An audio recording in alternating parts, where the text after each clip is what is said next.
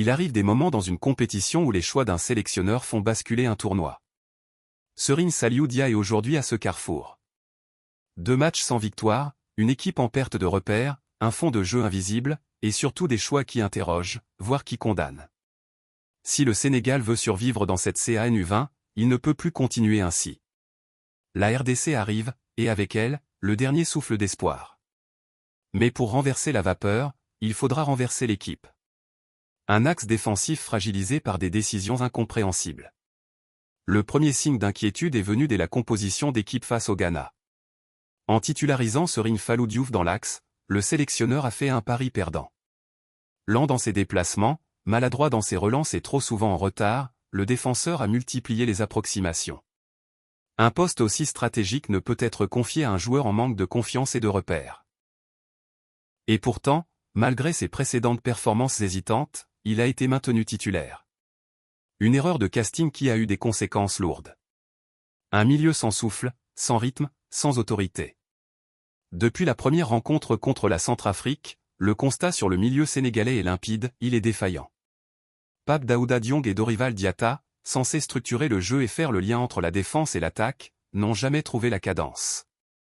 Trop timides dans les duels, souvent dépassés dans le positionnement, ils n'apportent ni volume de jeu, ni intensité, ni créativité. Le plus inquiétant, c'est que ces lacunes sont visibles depuis plusieurs matchs, mais rien n'a changé. Le sélectionneur a choisi la continuité au lieu de la correction. Et le Sénégal a continué de couler dans l'entrejeu. Une ligne offensive qui n'effraie personne. Le secteur offensif est censé être le refuge de l'audace, le territoire de l'efficacité. Mais avec Ibrahima Dieng, le Sénégal se prive d'un véritable poids devant. L'attaquant, bien qu'animé de bonnes intentions, ne parvient ni à garder les ballons, ni à provoquer des différences. Plus grave encore, il n'est jamais une menace réelle dans la surface adverse. Face au Ghana, son manque de présence s'est encore fait ressentir.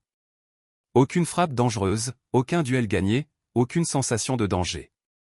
Il est temps d'oser un autre profil, plus remuant, plus tranchant, plus clinique.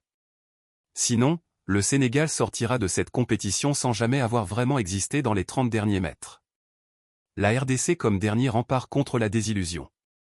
Le Sénégal jouera sa qualification contre la République démocratique du Congo. Une équipe coriace, difficile à manœuvrer, mais pas imbattable. Cependant, pour espérer passer, le Sénégal ne peut plus se contenter de demi-mesures.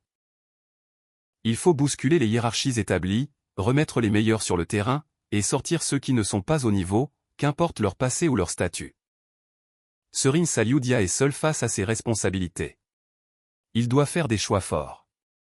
Continuer avec les mêmes hommes, c'est prendre le risque d'une élimination prématurée, dans la douleur et le silence.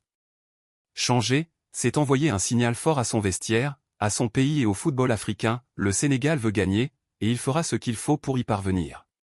Conclusion, le temps des sentiments est terminé. Il n'est plus temps d'être loyal envers des joueurs en méforme. Il n'est plus temps d'espérer un déclic qui ne viendra pas. Il est temps d'agir, de trancher, et d'assumer. Le football de haut niveau n'a pas de place pour les hésitations prolongées. Une équipe nationale, même chez les jeunes, se doit d'incarner l'élite, pas une expérience à prolonger au nom de l'affection. Si Serigne Saliou Dia veut encore écrire quelque chose de grand avec cette génération, il devra le faire sans les joueurs qui plombent actuellement son 11. L'histoire lui tend la main. À lui de la saisir.